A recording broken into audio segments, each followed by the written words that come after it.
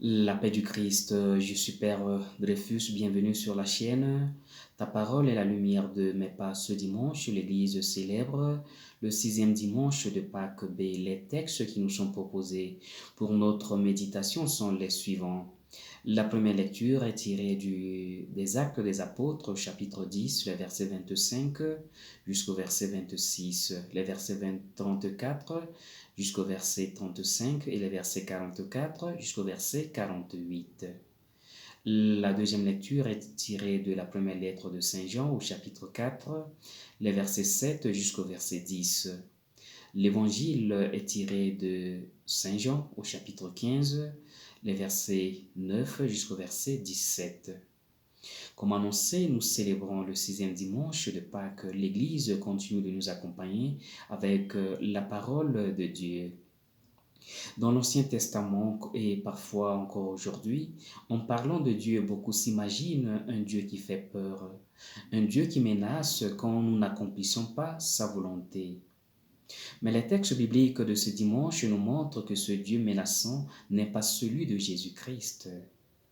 Le Dieu qui se révèle en Jésus est un Dieu d'amour. Le vrai Dieu, c'est celui qui nous envoie son Fils pour nous communiquer son amour. Comme le Père m'a aimé, moi aussi je vous ai aimé. Ce Dieu qui est amour veut que nous soyons comme lui des êtres d'amour. Ce Dieu amour ne fait aucune distinction entre les peuples. C'est ce que nous dit Pierre dans la première lecture, je cite. En vérité, je comprends, Dieu ne fait pas la différence entre les hommes, mais quelle que soit leur race, il accueille les hommes qu'il adore et font ce qui est juste. Fin de citation. Le salut offert par Dieu à travers Jésus-Christ est un don destiné à tous les hommes. Pour Dieu, ce qui est décisif, ce n'est pas l'appartenance à une race ou à un groupe social, mais la disponibilité à accepter son projet. La certitude que Dieu est amour et qu'il nous aime d'un amour sans limite est le meilleur moyen de briser toutes les barrières de race, de l'indifférence, de l'égoïsme, de l'autosuffisance et de l'orgueil, qui nous empêchent de vivre en communion avec Dieu et avec les autres.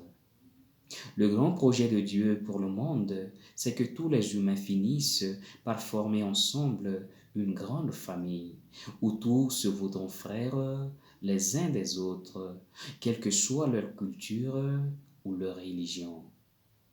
C'est ainsi que nous pourrons nous enrichir mutuellement dans le respect de nos différences, car un amour qui catalogue et fait des différences entre les hommes est un amour stérile qui ne porte pas de fruits.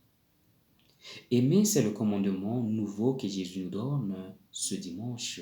Je cite, aimez-vous les uns les autres comme je vous ai aimé. Fin de citation. L'amour que Jésus a pour nous est toujours à la fois une initiative et un appel. Initiative parce que c'est Dieu qui nous a aimés le premier. Appel parce que comme Dieu nous a aimés, nous devons nous aimer les uns les autres. Nous ne devons pas nous aimer comme nous voulons, mais comme Jésus nous a aimés. Et nous savons tous comment Jésus a aimé. Jésus a aimé d'un amour gratuit, un amour qui ne calcule pas, il n'attend pas de retour. Un amour qui veut le bien de tous et même des ennemis.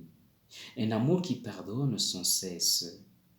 Jésus a aimé d'un amour qui ne laisse subsister aucune barrière sociale ou raciale.